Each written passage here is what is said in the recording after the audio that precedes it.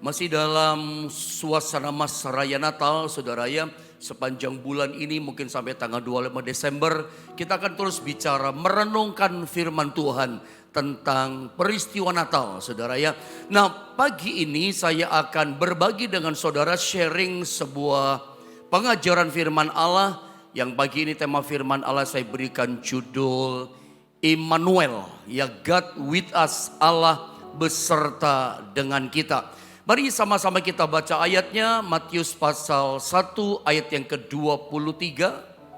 Matius 1 di ayat yang ke-23, saudara ya, mari Bapak Ibu Saudara, sama-sama kita akan baca ayat firman Allah ini. Matius 1 ayat 23, mari sama-sama kita baca, 1, 2, dan 3. Sesungguhnya anak darah itu akan mengandung dan melahirkan seorang anak laki-laki, dan mereka akan menamakan dia Immanuel, yang berarti Allah menyertai kita. Sekali kita akan bicara tentang Immanuel. Coba Anda langsung saja lihat, saya tunjukkan sodorkan gambar yang pertama. Immanuel tadi ayatnya kita baca Matius 1 ayat 23, artinya adalah God with us, Allah beserta kita, atau Allah menyertai kita. Nah, Immanuel, kemarin kita bicara tentang nama-nama Yesus ketika dia lahir. Dari mulai namanya ajaib, ya, namanya penasehat, lalu Allah yang perkasa, Bapa yang kekal. Lalu yang terakhir kita kemarin belajar tentang yang namanya Allah yang perkasa, Bapa yang kekal. Sekarang kita bicara tentang namanya disebut Immanuel. Jadi ternyata ketika Yesus Kristus menjadi manusia, itu punya gelar sebutan nama yang begitu banyak. Nah, salah satunya kita belajar pagi ini namanya disebut sebagai Immanuel. Dan saya mau sampaikan sama saudara begini, Immanuel ini adalah atribut daripada Allah. Itu nempel sama Tuhan gitu. Immanuel itu artinya adalah Allah yang maha hadir, dia selalu ada bersama dengan kita. Jadi saya ulang, ketika kita berkata tentang nama Yesus disebut sebagai Immanuel, ini satu atribut yang melekat sama pribadi Allah. Yang artinya adalah dia maha hadir, dia selalu ada bersama dengan kita.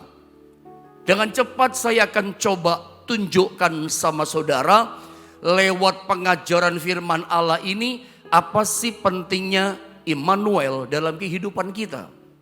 Saya berdoa pengajaran firman Allah tentang Immanuel ini menjadi satu dasar yang mendasari kita di dalam kita mengunci tahun 2023, menutup tahun ini yang tidak lama lagi akan kita akhiri, dan kita akan memasuki tahun yang baru 2024. Saya ingin setiap pribadi kita, umat Tuhan, jemaat Tuhan, saudara yang saya kasihi, kita dasari perjalanan iman kita dengan ayat ini. Dengan yang namanya dia itu Allah yang bersama kita dan selalu ada bersama kita.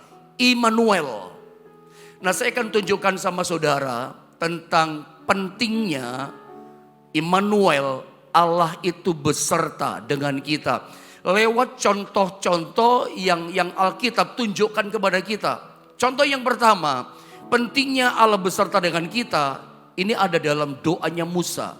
Ayat ini sering saya sodorkan, ajarkan sama saudara. Tapi mari kita lihat lagi, biarlah kita dapat satu rema pewahyuan yang baru dalam bulan Natal ini.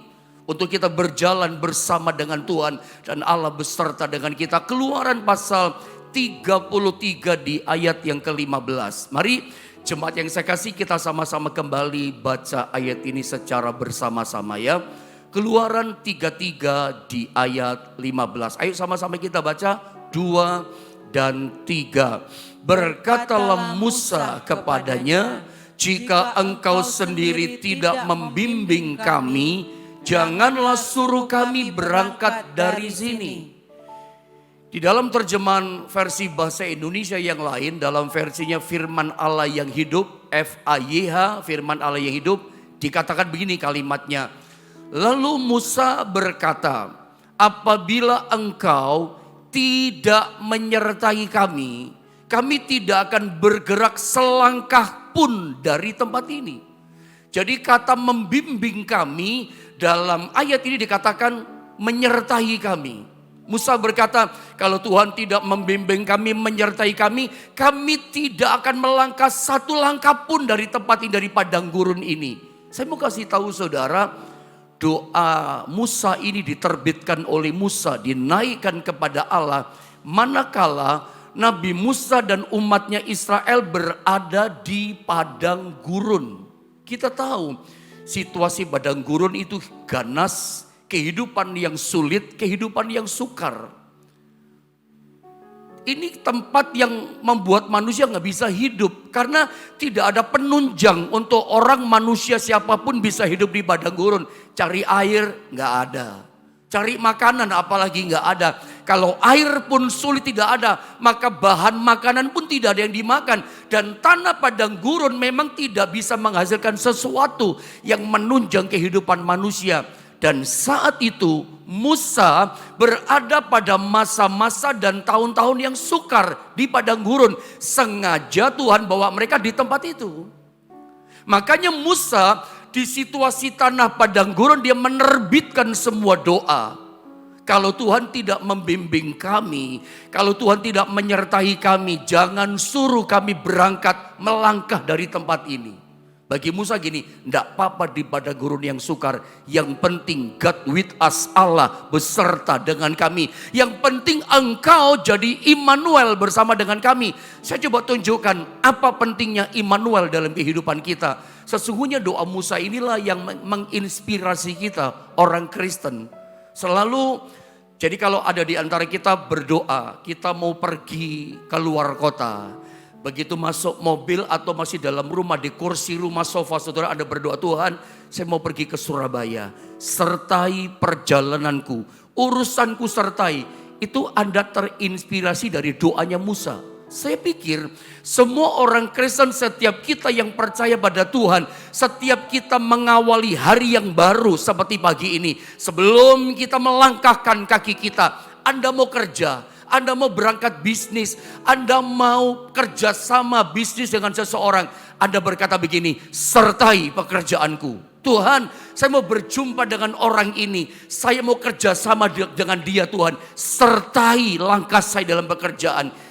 Doamu itu doa yang terinspirasi dari doa yang diterbitkan oleh Musa. Saya cuma kasih tahu saja sama saudara, setiap kita sebelum mengawali hari yang baru, minta penyertaan Tuhan. Doa buat anak saudara, doa buat cucu saudara, doa buat keluarga kita, pekerjaan kita. Kita selalu minta disertai Tuhan. Ini doa lahirnya, datangnya, inspirasinya dari doa yang dinaikkan Musa kepada Tuhan di padang gurun, di situasi yang sulit. Karena kita tahu, begitu kita disertai Tuhan, hidup kita jadi berbeda. Saya mau tanya, kenapa kita minta penyertaan Tuhan? Karena kita udah ngalami gitu loh. Kita ini adalah orang-orang percaya yang langsung mengalami betapa dahsyatnya hidup kita kalau disertai Tuhan. Kita tahu pentingnya penyertaan Tuhan membuat kehidupan setiap kita, langkah kita, apa yang kita lakukan jadi berbeda. Inilah pentingnya penyertaan Tuhan. Membuat hidup kita berbeda, membuat hidup kita jadi luar biasa. Kita sering mengalami yang tidak mungkin kita bisa alami, kita alami gitu loh. Yang orang katakan mustahil kamu dapat job itu, mustahil kamu dapat proyek itu. Bahkan kita pun berpikir, nurani kita berkata kayaknya nggak bisa, karena kita ngukur dengan kemampuan kita. Bayangkan, bukan cuman orang di luar yang berkata nggak mungkin. Bayangkan, bukan orang dekat, bukan orang yang hanya dekat kita. Mungkin itu papa kita, atau kakak kita, koko, adik kita berkata, nggak bisa kok, nggak bisa nak. Sampai hati nurani kita berkata, iya nggak bisa. Tapi ternyata bisa gitu loh. Dan akhirnya kita mengambil kesimpulan, ini karena kuasa Tuhan, ini karena penyertaan Tuhan. Kita udah ngalami bahwa penyertaan Tuhan membuat kehidupan kita berbeda. Yang kita kerjakan, mengalami banyak hal-hal yang mustahil kita alami. Tidak bisa kita raih dapatkan, kita dapatkan. Dan kita ngalami keberbedaan itu. Luar biasa penyertaan Tuhan. Nah, Pertanyaannya, problemnya sekarang, bagaimana caranya? Ini kan yang penting di tahun depan, di akhir tahun ini. Bagaimana caranya gitu loh, agar Tuhan itu menyertai kita. Tentu kita ingin tahun depan, tahun baru 2024 yang ada di hadapan kita, itu menjadi tahun yang berbeda. Walaupun bahasanya orang masih sama, para pakar ekonomi, para peramal apalagi, ramalannya mengerikan tahun ke depan. Ini, itu, segala macam. Kesukaran, kesulitan. Ya situasi masih sama saudara ya. Belum lagi ada pemilu lagi bulan Februari. Tapi begini loh. Apapun nama tahunnya, apapun orang memberi sebutan atribut nama tahun 2024. Tahun sulit kah, tahun penuh tantangan kah? Percaya begini, yang penting kuncinya adalah God with us, Allah beserta dengan kita. Kuncinya adalah Dia jadi Immanuel dalam hidup kita. Asal Dia beserta dengan kita, oh kita akan selamat melalui tahun 2024. Keadaan kita akan baik, terpelihara, ngalami mujizat, ngalami pertolongan. Tahun 2024 akan jadi tahun yang hebat buat kita. Tahun yang indah, tahun yang manis. Asal kata kuncinya adalah God with us, Allah beserta dengan kita. Allah beserta dengan Anda. Pertanyaannya, bagaimana caranya agar Tuhan beserta dengan kita? Dia jadi Immanuel yang tak pernah tinggalkan kita. Ketika saya mempersiapkan materi pengajaran firman Allah ini dan saya mendoakannya, maka muncul satu pertanyaan. Dan pertanyaan ini saya tanyakan sama saudara. Apa pertanyaannya ketika saya doakan? Apakah saudara sudah menerima Tuhan Yesus sebagai Tuhan dan Juru Selamat dalam kehidupan saudara? Ketika saya gumuli materi pengajaran ini muncul pertanyaan dalam perenungan saya. Anda ingin disertai Tuhan? Muncul pertanyaan, sudahkah Anda menerima Tuhan Yesus sebagai Tuhan dan Juru Selamat dalam kehidupan pribadimu? Dalam kehidupan keluargamu, dalam bisnismu, apa betul Dia jadi Tuhan dan Juru Selamat? Asal begini loh, Anda masih ingat gak pengalaman saudara beberapa tahun yang lalu? Kita boleh-boleh saja dari lahir kita Kristen, karena orang tua kita Kristen. Tapi saya mau tanya, kapan ada bikin pengakuan di hati mulut kita mengaku dan percaya Engkau Tuhan dan Juru Selamat dalam hidupku? Saudara masih ingat pengalaman itu? Beberapa puluh tahun yang lalu atau beberapa lama yang lalu, saat Anda mengakui Dia, menerima Dia sebagai Yesus dan Tuhan Juru Selamat saudara, apa yang terjadi? Saya mau kasih tahu, begitu Anda percaya menerima Yesus sebagai Tuhan dan Juru Selamat saudara, sejak saat itulah Yesus Immanuel itu tinggal di dalam hidupmu. Saya ulang. Kita ngerti pentingnya penyertaan Tuhan membuat hidup kita berbeda. Penyertaan Tuhan itu luar biasa. Pertanyaannya bagaimana caranya supaya Tuhan menyertai kita? Sudahkah Anda menerima Yesus sebagai Tuhan secara pribadi? Sebagai kurios, sebagai Tuhan kita yang punya hidup kita, yang berhak menentukan ini dan itu dalam hidup kita. Begitu kita menjadikan Dia sebagai Tuhan Juru Selamat pribadi kita, Dia yang punya hak atas hidup kita. Dia yang memerintah kita. Kita mentaati perintahnya. Itu namanya menjadikan Dia sebagai Tuhan secara pribadi. Menjadi kurios. Dia yang bisa menentukan hidup kita dan kita nurut. Meskipun kadang-kala kita gak ngerti apa yang Dia mau. Kadang-kala kita rasanya gak bisa terima, kok gini sih Tuhan perlakukan saya. Bisa begitu loh. Saya pernah katakan, kalau kita jadikan Tuhan secara pribadi kurios, kadang-kadang ada goresan-goresan luka di hati. Kok gini ya, aku udah setia, aku sudah taat, doa kok belum dijawab-jawab. Bisa begitu saudara.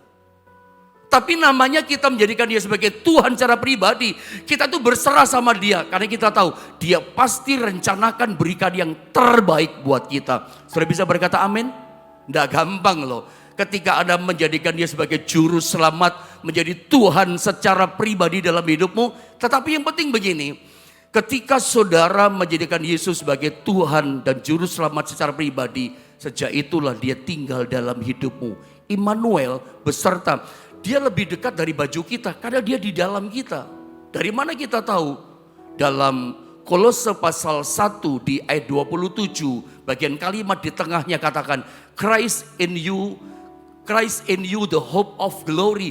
Kristus ada di dalam kamu yang merupakan pengharapan akan kemuliaan. Jadi begitu kita percaya pada Yesus, Kolose 1:27 katakan, dia tinggal di dalam hidup kita. Kekristenan itu mengenal dua pengajaran. Kita percaya Tuhan itu di tempat yang maha tinggi, tak terhampiri sebab dia berkuasa. Dia besar, dia pencipta. Dia ada di tempat yang tinggi dan kita tahu tak terhampiri tempat itu. Tidak bisa kita hampiri dia.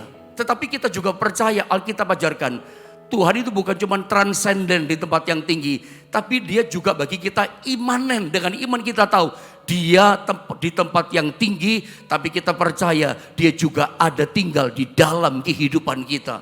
Karena Alkitab yang katakan, jadi sebetulnya Anda nggak minta sekalipun. Anda nggak minta sekalipun.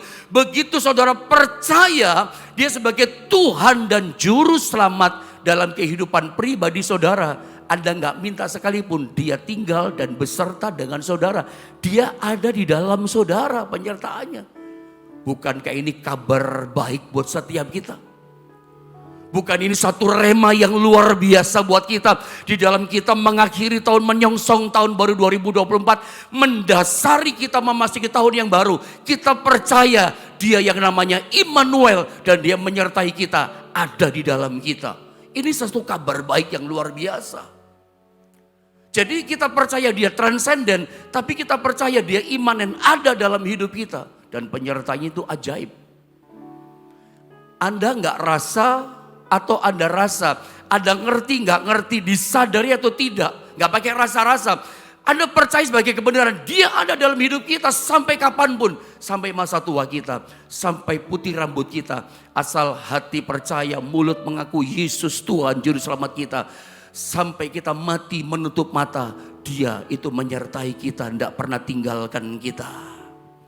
Makanya ada satu ayat dalam Ibrani, saudara, pasal 13:5b. Ayat ini kan luar biasa. Terima ini sebagai satu kebenaran. Alkitab kata begini, aku sekali-kali, sekalipun tidak pernah, kata Tuhan, tidak akan membiarkan engkau. Ini penyertaan yang sempurna. Dan aku sekali-kali tidak akan meninggalkan engkau. Hari ini saya tidak tahu situasi hidup saudara. Mungkin kau punya masalah sedang di padang gurun seperti Musa dan umat Allah. Kadang kita berpikir, ketika melewati padang gurun kita berpikir Tuhan meninggalkan aku. Padahal tidak. Kadang-kadang kita seperti nggak merasa gini, Tuhan tinggalkan. Sebetulnya merasa atau tidak merasa, Tuhan tidak pernah tinggalkan kita loh. Perasaan kita saja yang salah. Makanya jangan jalani hidup ini bermain dengan perasaan. Anda akan dibodohi sama perasaanmu. Perasaan kita tidak selamanya benar. Karena kita merasa, kok Tuhan gak jawab-jawab ya. Kok Tuhan gak cinta, itu perasaanmu. Pakai iman. Pegang kebenaran bahwa sekali saja, sekali-kali kata Tuhan, aku tidak pernah biarkan kamu loh. Sekali-kali aku tidak pernah tinggalkan kamu. Percaya ini. Kalau pagi ini kau sedang tertindas oleh persoalan. Engkau melewati ganasnya, sulitnya, gersangnya padang gurun. Di akhir tahun ini masih menumpuk masalah yang belum terselesaikan. Mungkin kau di akhir tahun di bulan 12, di bulan terakhir di tahun 2023, engkau berkata, saya mengalami kegagalan Pak. Dengarkan saya, gagal itu bukan akhir segalanya. Jangan kasih harga mati dengan kegagalan dan kesulitanmu. Jangan kau merasa begini, Tuhan tinggalkan aku. Pegang ini kebenaran. Firman berkata, di tengah kesulitan kita merasa gagal. Jangan berkata, Tuhan tinggalkan. Tuhan berkata, dia gak pernah tinggalkan kita. Makanya penting sekali kita merasakan bahwa mengerti dengan iman, dia ada dalam hidup kita. Saya dengan cepat coba tunjukkan saudara ya. Pentingnya penyertaan Tuhan itu seperti apa dalam hidup kita. Yang pertama saya tunjukkan, penyertaan Tuhan itu membuat bangsa Israel umat Allah itu dipelihara. Kalau kita lihat di gambar ini sebelum kita baca Keluaran pasal 13 ayat 21 sampai 22. Kalau Anda lihat gambar itu di screen saudara. Kenapa bangsa Israel ketika di padang gurun mereka tidak kelaparan? Karena Tuhan beserta dengan mereka lewat tiang awan, tiang api. Kehadiran Tuhan itu selalu menyertai mereka. Tuhan tidak pernah tinggalkan mereka sekali-kali pun, gak pernah. Coba kalau Tuhan tinggalkan mereka sehari saja ditinggalkan Tuhan. Atau 1 jam saja ditinggalkan Tuhan. Bisa binasa mereka di padang gurun. Mau makan apa mereka? Gak bisa kerja loh tanah padang gurun. Tanah padang gurun tuh tanahnya gak bisa menghasilkan, gak ada cuan. Tanah yang tidak memberikan rezeki kehidupan buat umat Israel. Ini tanah yang keras. Tanah yang tidak bisa dipakai kerja. Itu tanah padang gurun. Ganas itu padang gurun. Sulit hidup di situ. Tapi lihat, meskipun ganas, keras dan sulit, penyertaan Tuhan atas umat Israel, Immanuel menyertai mereka. Lihat apa yang terjadi. Mereka terpelihara loh. Saya percaya.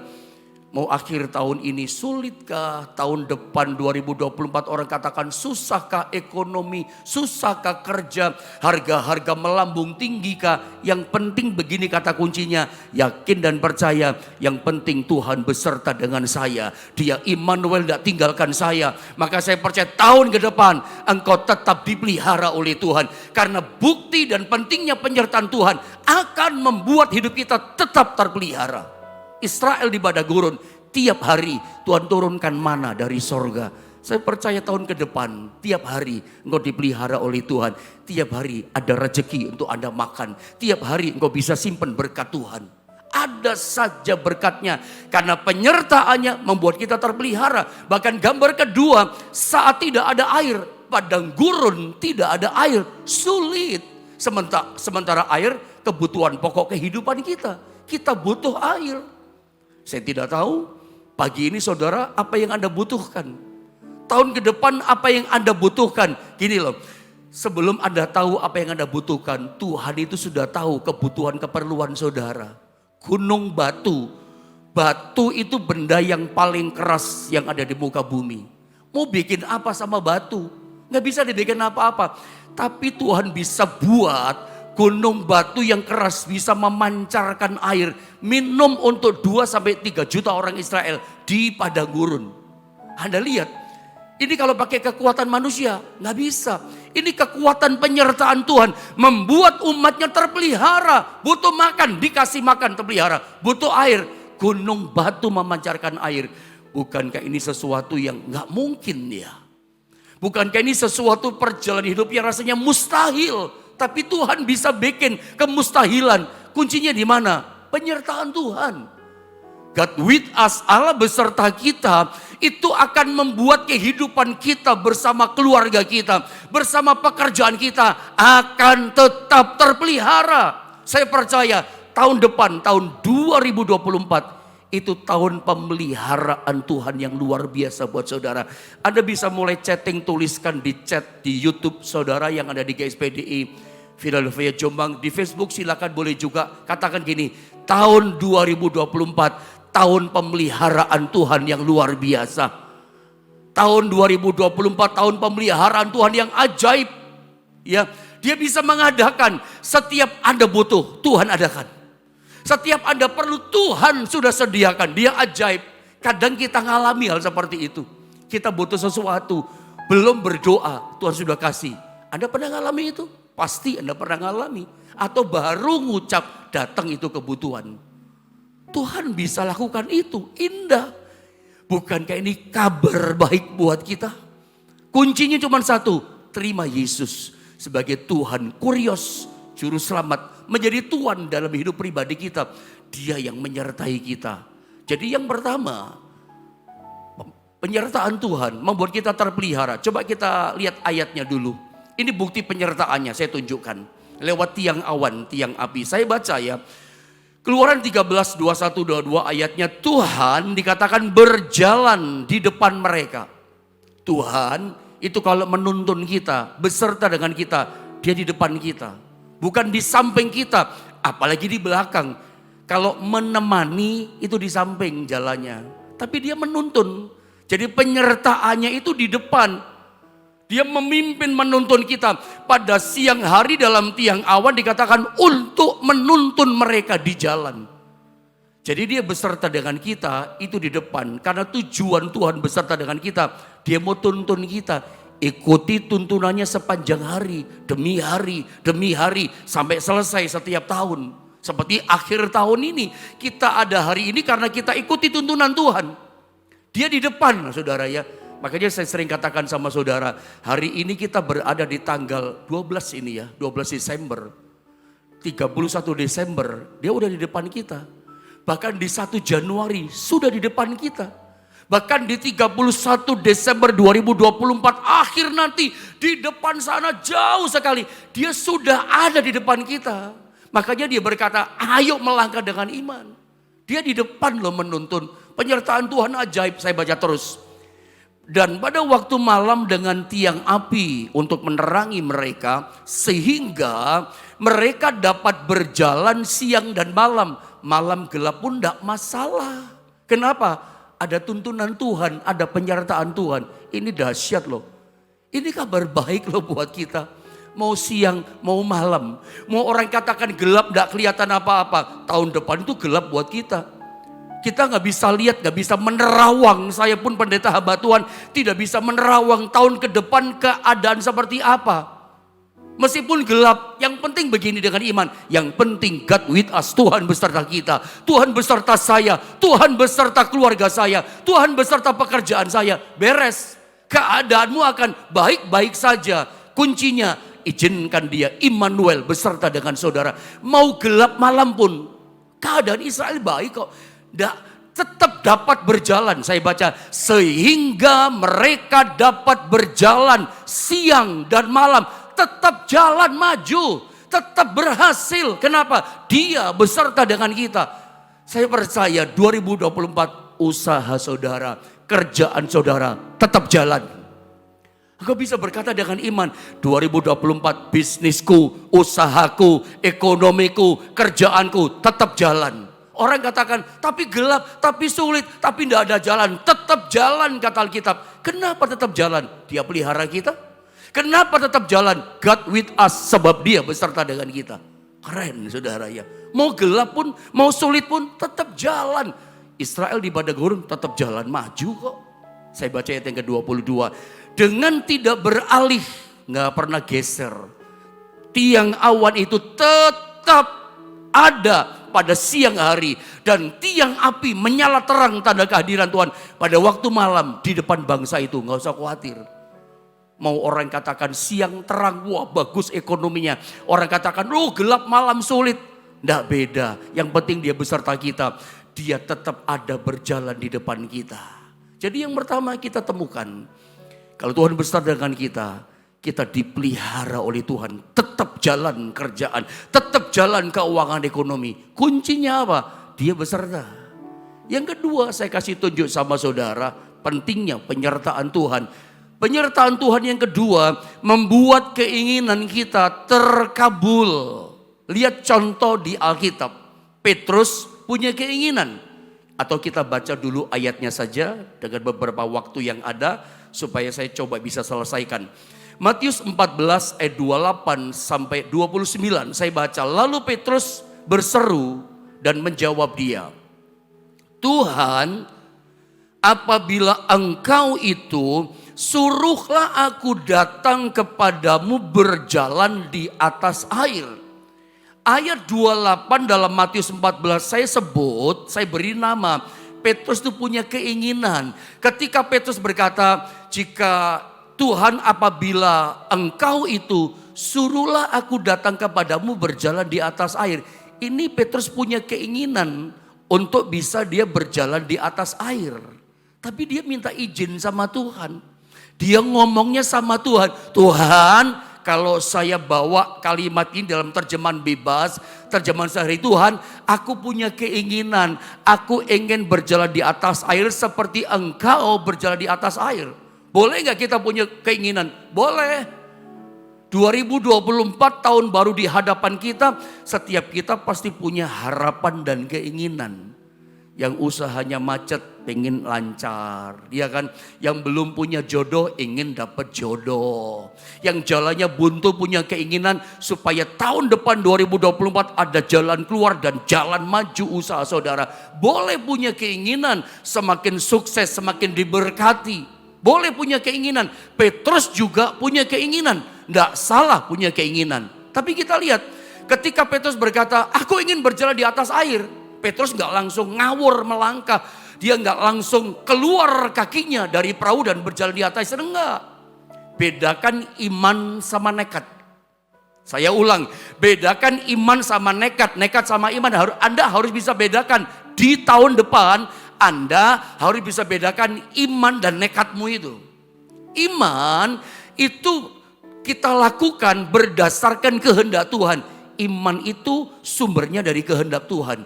Tetapi kalau nekat itu sumbernya dari kehendak diri kita sendiri, keinginan kita. Tapi gak kita bawa beserta dengan Tuhan. Saya ulang ya, iman itu sumbernya kehendak Tuhan. Ada Tuhan, Tuhan pasti tolong.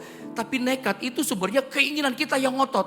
Petrus gak ngotot, dia ingin. Aku ingin Tuhan berjalan di atas air. Tapi dia gak nekat langsung keluar. Ada banyak orang kan mengatasnamakan iman, tapi nekat. Saya udah melangkah dengan iman Pak, saya udah keluar kerja Pak, masuk ada kerjaan baru. Saya bilang jangan-jangan kamu nekat ya. Udah kamu gumuli kami doakan, udah yakin itu adalah kehendak Tuhan. Jangan-jangan kamu nekat. Main selonong saja. Lihat 29, kata Yesus. Setelah Yesus ngomong, berfirman, melepaskan perkataan firman, melepaskan tuntunan di depan Petrus. Dia berkata, datanglah, come on Petrus, datang sini kamu. Maka Petrus pun perhatikan turun dari perahu dan berjalan di atas air mendapatkan Yesus. Petrus bisa berjalan di atas air. Keinginannya terkabul, keinginannya terlaksana, terrealisasi. Saya tidak tahu apa keinginan saudara di tahun 2024 itu akan terkabul, itu akan terlaksana, itu akan terrealisasi kalau ada yang namanya God with us, Tuhan beserta kita. Terima dia dalam hidupmu, maka dia beserta dengan kita. Penyertaan Tuhan, rasa nggak rasa, nggak diminta sekalipun, dia akan beserta kita. Asal kita itu menerima dia di hidup kita, sungguh-sungguh percaya dia sebagai Tuhan. Kalau menerima sebagai Tuhan berarti kita ikut kata tuntunannya, taat sama perintahnya. Tidak ada berontak. Meskipun yang terjadi, yang kita alami, kita rasanya gak ngerti. Kok saya ngalami ini? Tidak ada kata, kok gini sih Tuhan, kecewa sama Tuhan. Tidak. Yang penting dia beserta dengan kita. Nanti keinginan saudara di tahun depan akan terkabul. Saya doakan ya. Setiap keinginan saudara di tahun 2024 terrealisasi. Ada semakin berjalan maju. Yang terakhir dengan waktu yang ada. Penyertaan Tuhan yang ketiga membuat kita dilawat Tuhan. Pendeta, dilawat Tuhan itu apa? Yesus lagi jalan, tiba-tiba dia berhenti dan dia buat sesuatu sama kita. Itu namanya dilawat. Kekristenan cuma dua perkara saja. Dilawat atau kita dilewat.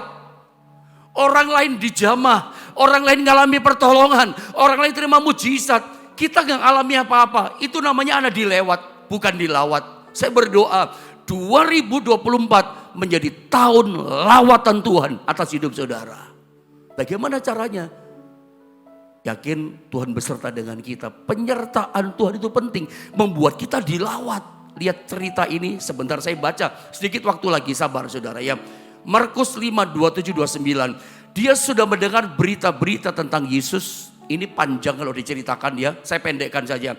Maka di tengah-tengah orang banyak itu yang mendekati Yesus dari belakang dan menjamah jubahnya. Sebab katanya, asal ku jamah saja jubahnya aku akan sembuh. Seketika itu juga berhentilah pendarahannya. Dan ia merasa bahwa badannya sudah sembuh dari penyakitnya. Cerita ini kan Yesus dengan kepala rumah ibadah Yairus. Anda ingat cerita itu? Mau ke rumahnya, kepala rumah ibadah, sembuhkan anaknya yang sakit, bahkan mati kan anaknya itu. Yesus mau ke sana. Artinya begini, saya mau katakan, Yesus hari itu tidak ada agenda waktu untuk melawat yang namanya perempuan sakit pendarahan ini 12 tahun. Dia nggak punya nama. Karena penyakit pendarahannya udah menelan dia. Sehingga orang gak kenal lagi namanya 12 tahun begitu lama. Orang cuman kenal si pendarahan 12 tahun. Ada loh orang yang namanya ke masalah yang berat itu menelan namanya dia. Sampai orang gak panggil namanya, sampai panggil kesulitannya. Ini contoh dia, perempuan pendarah 12 tahun. Dan perhatikan, rupanya dia gak melewatkan kesempatan begitu Yesus lewat di kotanya. Dia mendekat jama jumpa Yesus. Singkat kata begini, dengan waktu terbatas saya potong saja begini deh. Perempuan ini pendarahan 12 tahun, itu gak normal. Memang seorang wanita setiap bulan ada namanya menstruasi, itu normal. Tapi wanita ini tidak normal, 12 tahun mengeluarkan lelehan darah, gak normal. Tapi hari itu ketika Yesus datang, ketika dia sedang berjalan dengan kepala rumah ibadah Yairus, langkahnya terhenti. Karena perempuan ini menjamah dia. Gak ada agenda loh Tuhan hari itu untuk perempuan ini.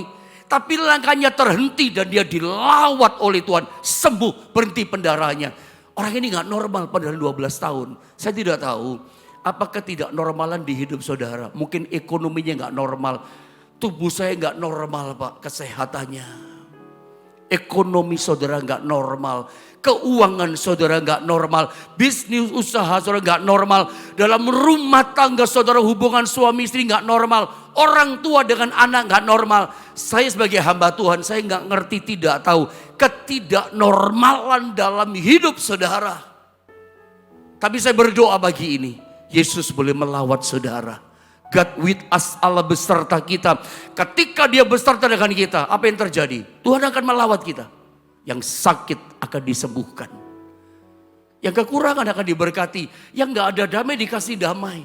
Saya percaya 2024 orang boleh saja berkata gak normal ekonominya. Asal Tuhan beserta dengan saudara, beserta dengan kita. 2024 ekonomi saudara normal. Justru yang buntu sekarang nanti jadi normal. Ketika dasarnya adalah yang penting hadir Tuhan dalam hidup kita beserta dengan kita. Pekerjaan yang tergoncang tidak normal. Saya doakan pagi ini menjadi normal. Rumah tangga kesehatan tidak normal. Saya berdoa pagi ini Tuhan lepaskan kenormalan melawat saudara. Natal itu penuh mujizat. Immanuel, God with us, Allah beserta kita. Doa kita terkabul. Kita dilawat Tuhan. Bahkan kita terpelihara. Bahkan kehidupan kita dinormalkan yang tidak normal oleh Tuhan.